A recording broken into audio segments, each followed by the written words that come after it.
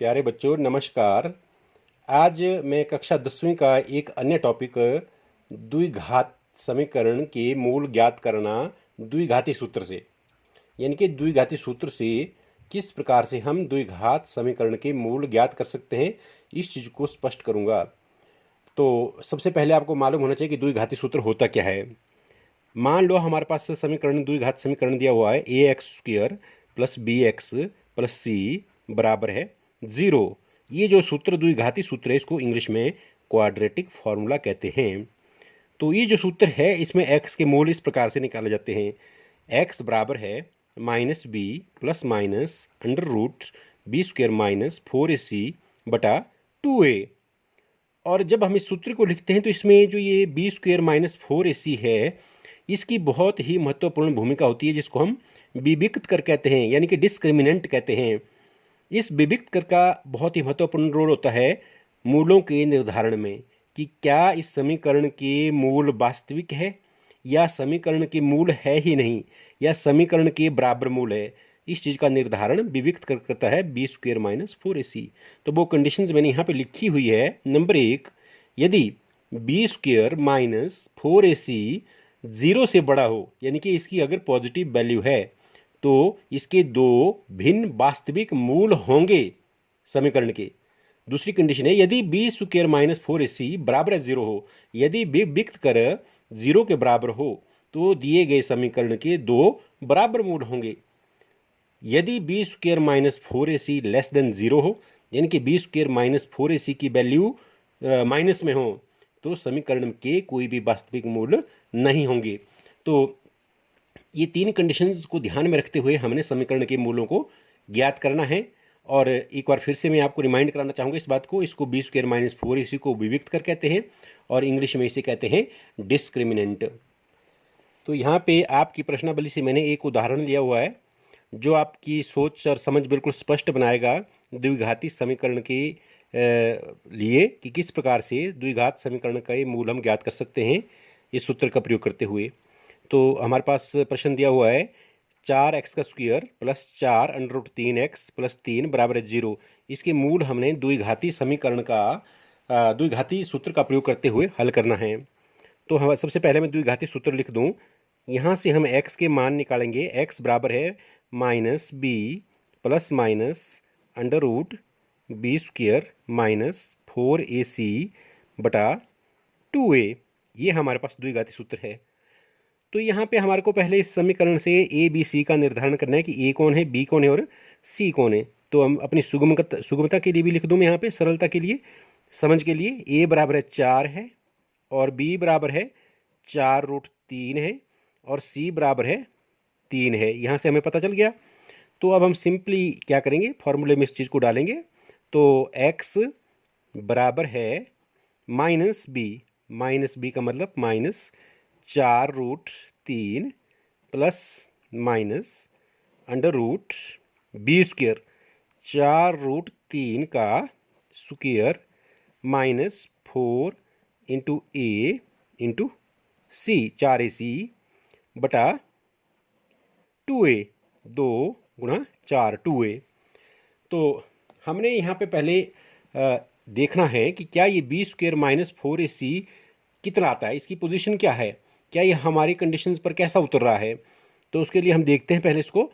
तो x का बराबर है -4 √3 प्लस माइनस √b², 4 चौके 16 और √3 का स्क्वायर 3 होता है, यानी कि 16 3 48 माइनस 4 चौके 16 3, यहाँ भी कितना आ गया 48 और बटे में कितना आ गया 4 दूनी 8। तो यहाँ हुआ क्या हमारे पास, यहाँ मैं इस कंडीशन को लिख दूँ, बिकॉज b² - 4ac हमारे पास किसके बराबर आ गया, बराबर है 0। तो अगर b² - 4ac 0 के बराबर है तो हमारे पास इस समीकरण का क्या होगा, तो समीकरण के दो बराबर मूल होंगे। ये हमने कंडीशन में पढ़ रखा है, दो बराबर मूल होंगे। तो यहाँ हमारे पास क्या हो जाएगा, जो समीकरण दिया हुआ है इसके दो बराबर मूल आएंगे। हमने इस कंडीशन से भी देख लिया इस चीज़ को। तो ये आ गया हमारे पास x बराबर है -4√3 प्लस माइनस 0, इसको 0 ही है, इसको छोड़ दीजिए, बटे में कितना आ गया हमारे पास 8।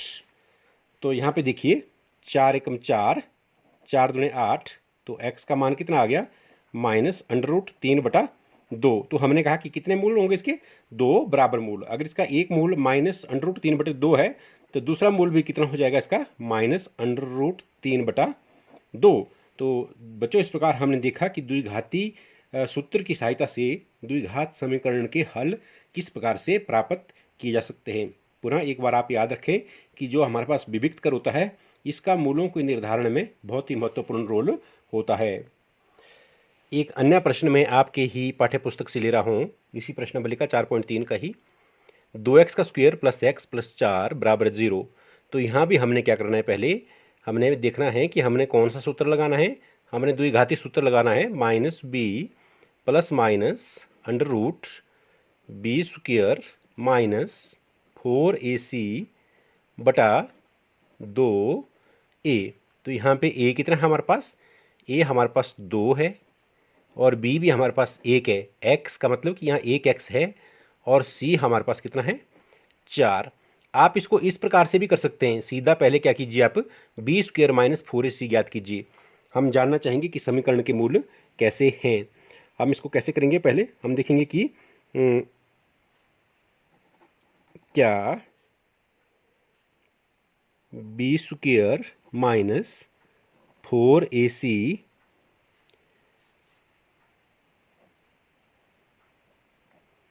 की स्थिति क्या है।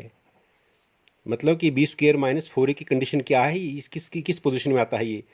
तो इसलिए b² 1 का स्क्वायर - 4ac कितना आ गया, ये 1 का स्क्वायर 1 माइनस 4 चौके 16, 16 दूने 32, ये आ गया हमारे पास लेस देन 0, यानी कि कितना आ गया ये -31 लेस देन 0। तो हमें मालूम है यदि b² - 4ac लेस देन 0